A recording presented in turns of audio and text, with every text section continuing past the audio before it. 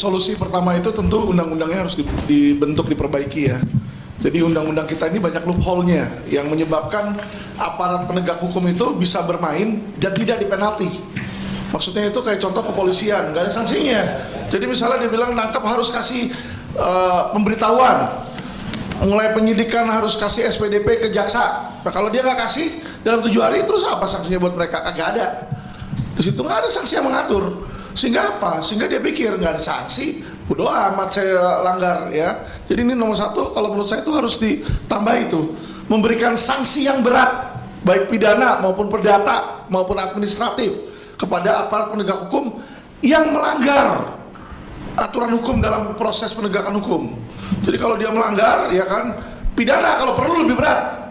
Jadi kalau pemalsuan ke orang biasa 6 tahun, ke aparat penegak hukum 12 tahun gitu loh. Ya biar jerah dia, ya kan. Kalau enggak, nanti ya dia rekayasa sekali, dia rekayasa 2 kali, 3 kali.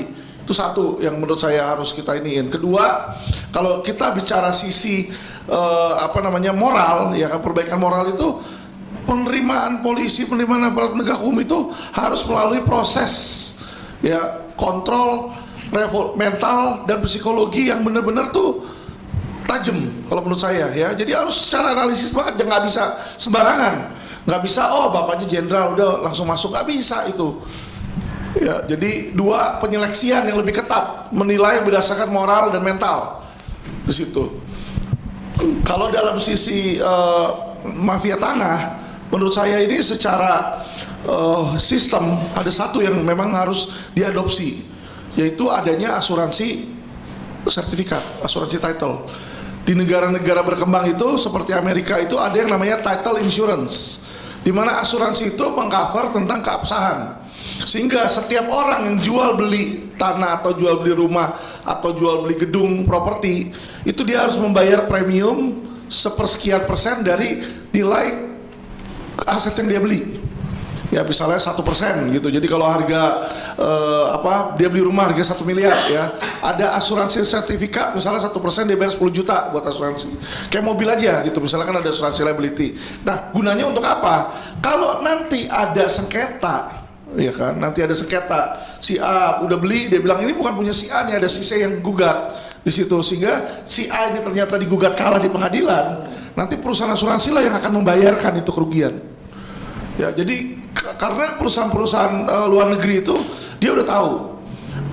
Kadang sering terjadi administrasi error. Jadi misalnya orang ketika jual ternyata dia ngakunya belum nikah padahal udah nikah, sedangkan istrinya punya hak nggak dikasih tahu. Nah kesalahan kayak begitu kan bisa mempengaruhi gugatan. Nah hal seperti itulah yang nanti akan di-cover oleh asuransi.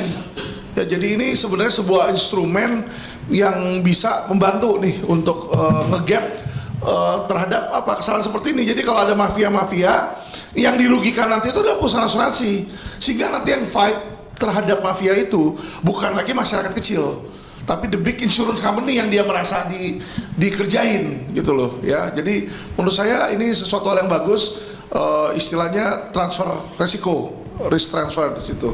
Dari saya sih, menurut saya itu sih tambahan untuk solusi yang nanti kita bisa tulis, kita bisa berikan ke pemerintah gitu loh ya. Karena kalau dijalankan saya yakin akan lebih baik negara ini.